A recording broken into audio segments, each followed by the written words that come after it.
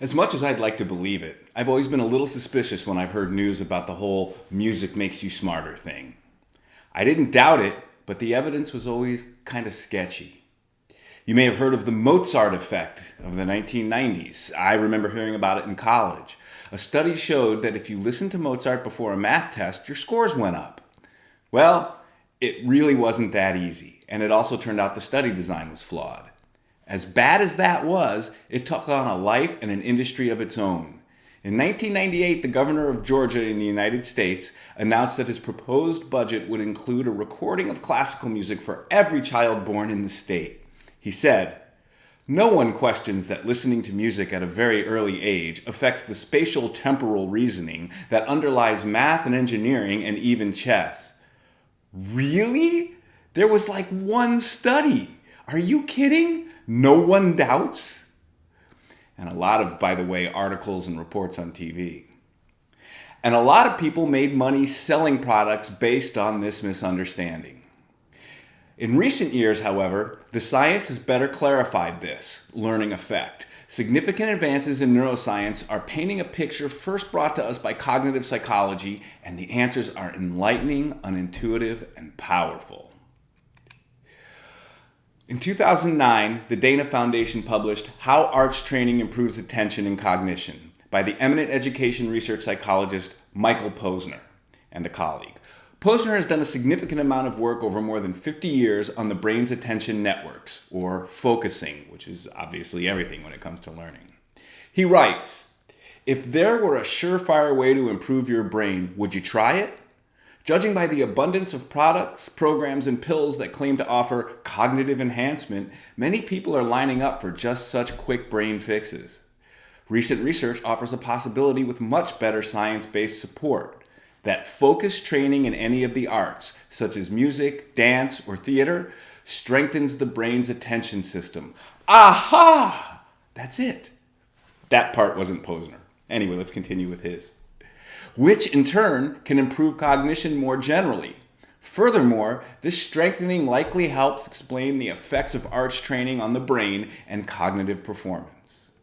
At the time, Posner only had a hypothesis about the building of attention networks.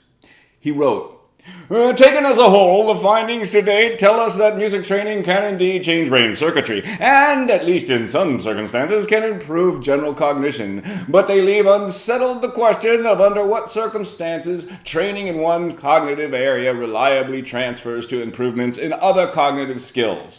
Okay, so let's translate that into normal people speak. Music causes your brain to change in ways that improve our capacity to think. But we're unsure exactly how music learning does this, he was saying. He goes on to say, and I'm not exactly sure why he sounds like a professor in a Monty Python sketch, but he does. Here he goes again. "As we have seen, recent studies have transcended the failed paradigm of simply exposing people to the arts and now concentrate on the effects of the arts training over months and years. We need more studies like these to determine whether, beyond strong correlation, causation occurs. Arts training may influence cognition through other brain processes as well, because arts training strengthens the brain network related to the art being practiced. Other tasks that rely on the same brain circuitry or pieces of it presumably would be affected." Okay, translation.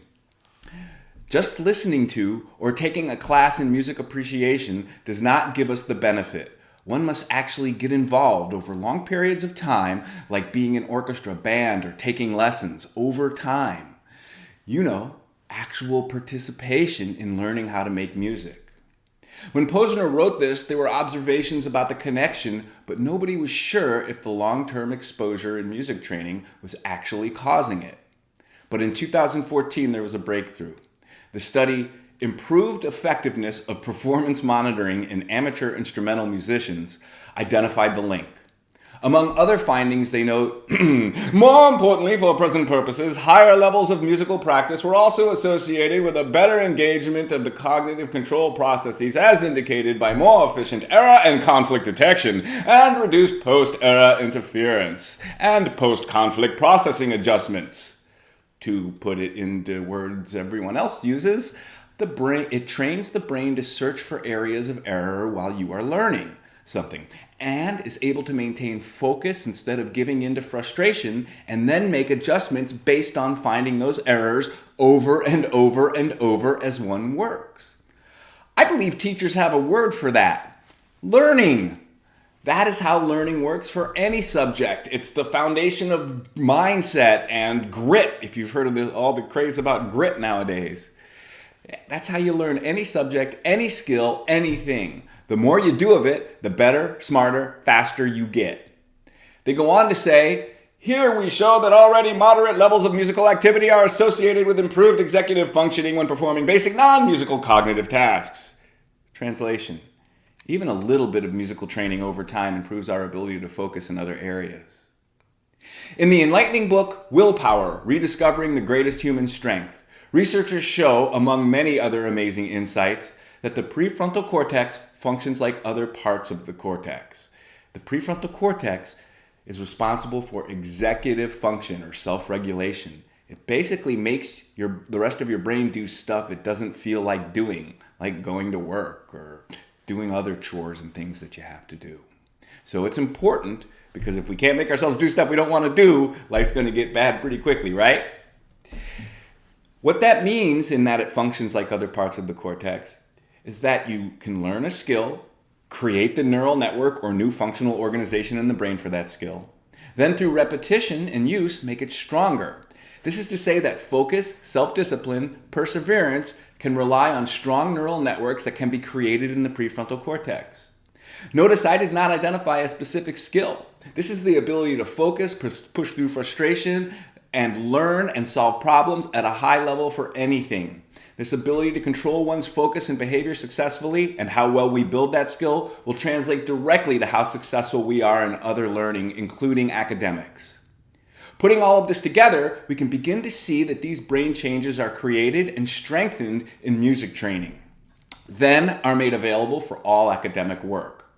So what is going on with music? Based on the research and my decades of experience teaching music, this is where I think it is happening. There are no B+ in music and music education. Imagine a performance in which a full 11% of it were mistakes. Not 11 mistakes, a full 11%. A 90-minute performance, that's 10 full minutes of mistakes. You don't have to imagine. You can hear it in a video called Why A Is Not Enough right here on these YouTubies. So search it. It would sound terrible. Yet, in other subjects, we consider that error rate excellent. Music is unforgiving and demands we do everything right in the moment to moment, or everyone knows something is wrong. Come to think of it, doing any skill in the real world is the same way. You don't take multiple choice tests if you're a scientist. You do actual experiments. The goal of all learning is performance, to perform a science experiment or apply mathematical formulas. But our education system does not have the resources to actually have students be evaluated on doing things under real circumstances. So we have to settle for tests that spot check our base knowledge for the task. I should add that if we do reasonably well in our classes as kids, it will give us a foundation to learn how to do those things well later in life if we choose. And we'd have to put in the time, of course, to do that at that time. But why not just learn as much as we can while we're in school? We'll always be better off for it, and if we do learning the way it works best, then it isn't all that hard, though it is weird compared to the way we've always thought it worked.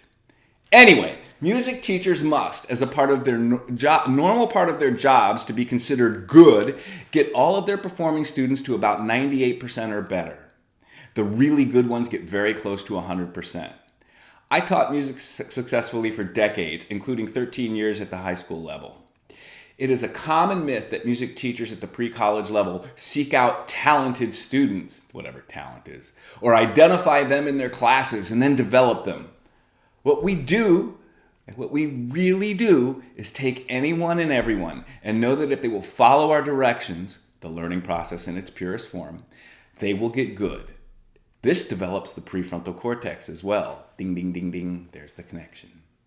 The cool thing is that the brain is designed to enjoy learning. Making oneself study music like this can, at first, seem unpleasant for someone. However, on the other side is a rich engagement of the brain that produces what the researcher Mihai Csikszentmihalyi, spelled just like it sounds, right, calls flow. This is the state the brain enters when it is fully engaged in problem solving.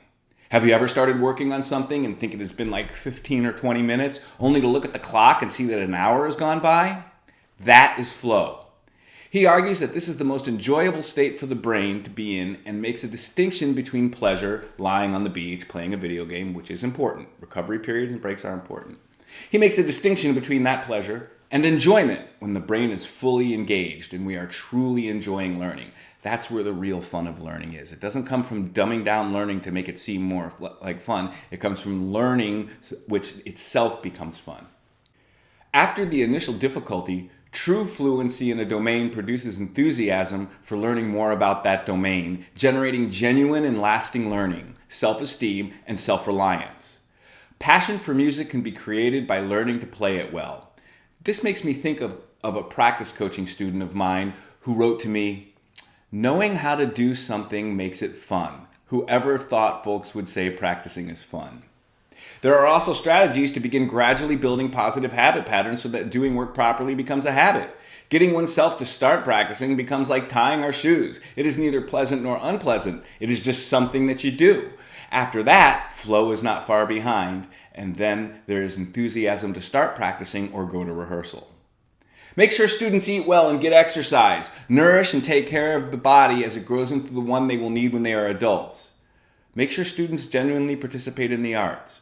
Nourish and take care of the brain as it grows into the one they will need when they are adults. Oh, and they get to play music as well, so there's that. I'm Greg Goodhart, the Learning Coach, and you've got all the talent you need, so get to work.